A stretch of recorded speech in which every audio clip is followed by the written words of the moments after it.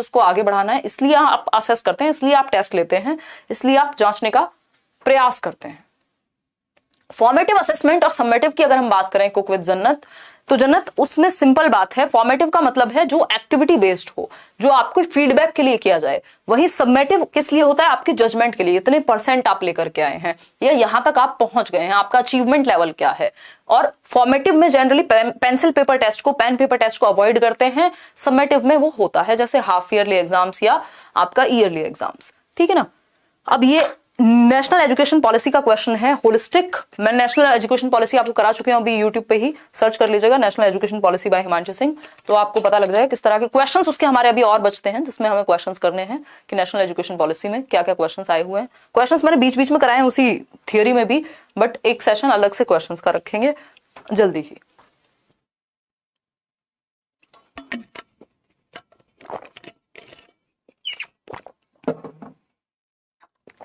देखिएगा, अगर हम बात करते हैं holistic 360 degree multi dimensional report suggested by national education policy 2020 proposes, यानी राष्ट्रीय शिक्षा नीति 2020 द्वारा सुझाई गई समग्र 360 डिग्री बहुआयामी रिपोर्ट, मल्टी डायमेंशनल कार्ड कहेंगे हम इसको, होलिस्टिक रिपोर्ट कार्ड कहेंगे।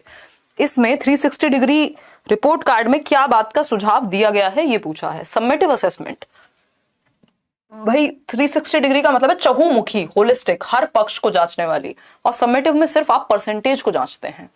नेक्स्ट ऑप्शन है असेसमेंट ऑफ रोट मेमोराइजेशन, यानी यंत्रवत कौशल, जी नहीं, है ना, सिर्फ रटने पे फोकस नहीं कराना, ये थोड़ी कहेगी कोई भी अच्छी policy. Grading of children on the basis of paper pencil test, तो देखो पेपर पेंसिल टेस्ट समेटिव में होता है ऐसे में, लेकिन 360 डिग्री रिपोर्ट कार्ड ये कहता है कि बच्चे के चहुमुखी विकास को ध्यान में रखते हुए उसका आकलन करना है, एक्टिविटीज से लेके हर चीज। Inclusion of self assessment and peer assessment, ये बात सही है। 360 डिग्री असेसमेंट में क्या है, बच्चा खुद का भी आकलन करे, स्व आकलन और समूह आकलन, यानी जो उसके पीयर्स हैं वो भी उसके बारे में क्या सोच रहे हैं या क्या आकलन उनका निकल के आया उसके काम को लेके, सब मिलके हर एक पक्ष को समझा जाए, तभी तो 360 डिग्री कहला रहा है ना। बच्चे का खुद का, यानी वो खुद के बारे में क्या सोचता है, उसका क्या असेसमेंट है, उसके पीयर्स क्या असेस कर रहे हैं, टीचर्स क्या असेस कर रहे हैं, उसकी स्कोलेस्टिक यानी पेन पेपर वाली क्षमताएं और को स्कोलेस्टिक यानी जो को करिकुलर एक्टिविटीज हैं, सबको मिलाकर के होलिस्टिक डेवलपमेंट पे फोकस करेंगे, उस तरह से असेस करेंगे। डी ऑप्शन है ना। आगे बढ़ेंगे क्वेश्चन नंबर 14 पर। देखिएगा एक बार क्वेश्चन नंबर 14 क्या कहता है, what should a teacher do in a classroom that has learners from diverse linguistic backgrounds. ये क्वेश्चन आपको हिंदी इंग्लिश की पेडागोजी में भी नंबर दिलाएगा और ये यहाँ सीडीपी में भी काम का है ना, सीडीपी में भी काम का है। बताइएगा एक बार, एनसीएफ 2005 भी कराया हुआ, फिर से कराऊंगी, डोंट वरी। आपके चैनल को फॉलो करने से सीटेट क्लियर हो जाएगा। क्यों नहीं होगा सरकार, आपसे पहले कितने लोग कर चुके हैं, आप भी करेंगे अगर सही तरीके से, अगर समझ में आ रही है, दिमाग के अंदर जा रही है, दिमाग के ऊपर से नहीं जा रही हैं चीजें, तो बिल्कुल होगा, क्यों नहीं होगा। काम की चीजें कर रहे हैं हम, कोई फालतू चीजें करते नहीं है, ठीक है ना। देखिए क्योंकि सीटेट में सिलेबस लिमिटेड है, ऐसा नहीं कहीं से भी कुछ भी नहीं आ जाता, ठीक। तो अगर आप ठीक से पढ़ लेंगे और सही कॉन्सेप्ट्स आपके क्लियर होंगे तो आप मस्त तरीके से कुछ भी कर सकते हैं, मतलब एग्जाम क्लियर कर सकते हैं। कुछ भी का मतलब ये नहीं है कि छत से छलांग लगाएंगे तो उड़ जाएंगे। देखिएगा एक बार क्वेश्चन नंबर 14 देखिए कि डाइवर्स लिंग्विस्टिक बैकग्राउंड, यानी अलग अलग भाषाएं बोलने वाले बच्चे हैं क्लासरूम में।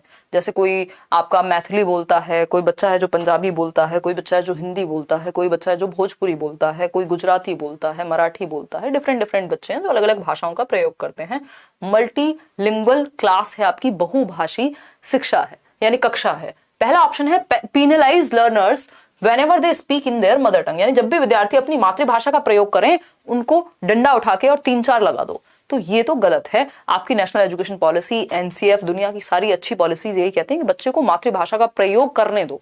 जो ये 3 लैंग्वेज फॉर्मूला है, त्रिभाषा सूत्र के सबसे पहले मातृभाषा, फिर हम बाकी लैंग्वेजेस की बात कर रहे हैं, तो ये कोठारी आयोग से ही 1964-66 से ही आया हुआ है। और ऐसा नहीं है मदर टंग में आप बच्चे को पढ़ाने देंगे, उसकी मातृभाषा में उसको कंफर्टेबल होने देंगे, ठीक, उसको एक्सप्रेस करने देंगे, अभिव्यक्त करने देंगे खुद को। बी ऑप्शन है create a culture of appreciation by encouraging them to talk about their language and dialect, यानी ऐसा एक कल्चर, ऐसी एक संस्कृति बनाना या पैदा करना कक्षा में जिसमें विद्यार्थियों को अपनी भाषा और बोली के बारे में बात करने को प्रोत्साहित किया जाए कि भाई जो भाषा उनको आती है, जो अपने एनवायरनमेंट से, जो उनकी मदर टंग है, वो उसमें बात कर सकते हैं फ्रीली।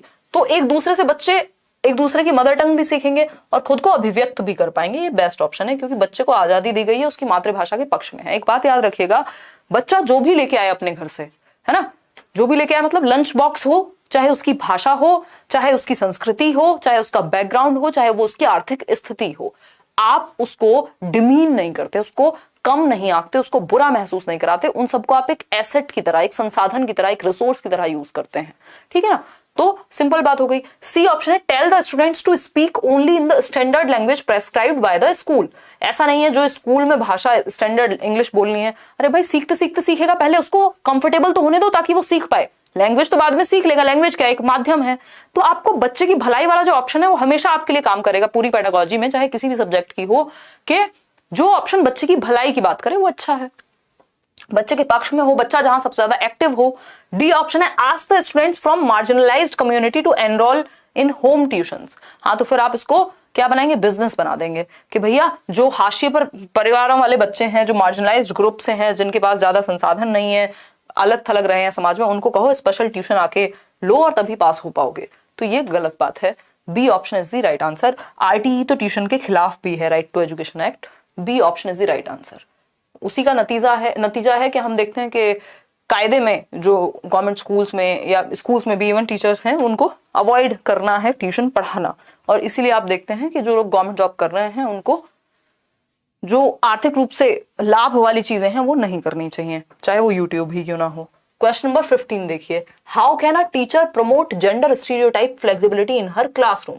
यानी एक टीचर कैसे प्रमोट करे जेंडर स्टीरियोटाइप फ्लेक्सिबिलिटी को। ये क्या है, एक शिक्षिका अपनी कक्षा में जेंडर रूढ़िवादिता में लचीलेपन को कैसे बढ़ावा दे।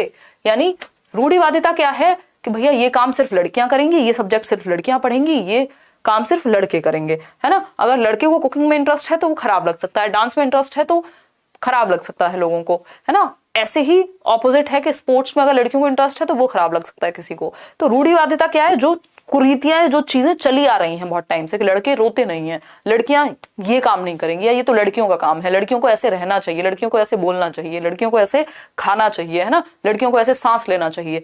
ये क्या है, ये रूढ़िवादिता है जो समाज ने स्टीरियोटाइप्स बनाए हुए हैं। ठीक, तो ए ऑप्शन है, by encouraging girls towards feminine traits and roles and boys towards masculine. यानी लड़कियों की स्त्रीवादी व लड़कों को पुरुषवादी विशेषताओं की ओर प्रोत्साहित करना, इससे स्टीरियोटाइप को बढ़ावा मिलेगा, फ्लेक्सिबिलिटी नहीं आएगी।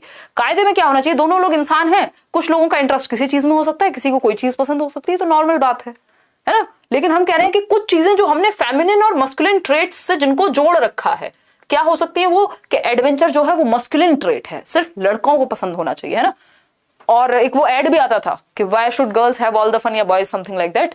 तो हालांकि वो फ्लेक्सिबिलिटी के लिए था। ठीक, फेमिनिन ट्रेट्स क्या है, बिल्कुल काम, स्वीट, शांत एकदम, है ना, कोमल, वो वाली केयर, कंसर्न, ये सारी चीजें। तो अगर हम सिर्फ ऐसे ही बढ़ावा देंगे कि लड़कों को केयरिंग होना ही नहीं चाहिए, तो फिर तो स्टीरियोटाइप को बढ़ावा मिलेगा। तो ये तो गलत बात हो गई। फिर है b, by giving gender specific learning tasks to boys and girls that they are genetically programmed for. यानी लड़के व लड़कियों को अलग अधिगम कार्य देकर जिसके लिए अनुवांशिक रूप से वो तैयार हैं। तो क्या किसी ने लिख के भेजा था कि लड़के सिर्फ यही काम करेंगे, ये हेरिडिटी में है उनकी, है।